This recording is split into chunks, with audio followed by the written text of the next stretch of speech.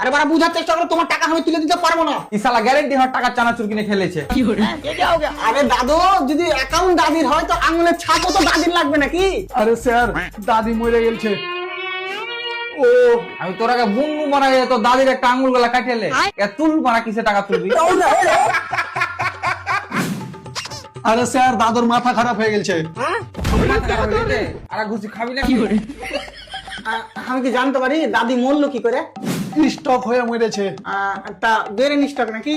না, বেরেন স্টক দেখে স্টক হয়েছিল। তুই বারা টাকাটা তুলে দিবি না, কি বলছিস? আরে দাদু, এভাবে টাকা তোলা হবে না। দাদি যে মরেছে আর প্রমাণ নিয়ে এসো। লে, এখন একার প্রমাণ কি করে পাবো? তোর আগে বারবার বুনু মারা একটা ভিডিও গলা করে রাখ। আরে দাদুর ভিডিও লাগবে না, দাদির ডেথ সার্টিফিকেট লাগবে। হ্যাঁ, কিসের টিকিট?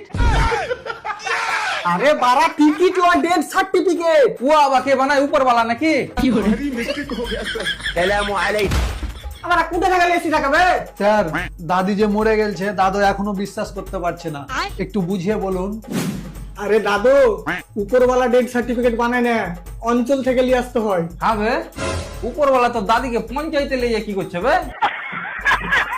আরে বাড়া, উপরওয়ালা নয়, পঞ্চায়েত থেকে পিয়ন দিবে ডেথ সার্টিফিকেট। লে মারা, সবার রাস্তা উপরওয়ালা লেগে তোর দাদির রাস্তা বলে পিয়ন লেগে।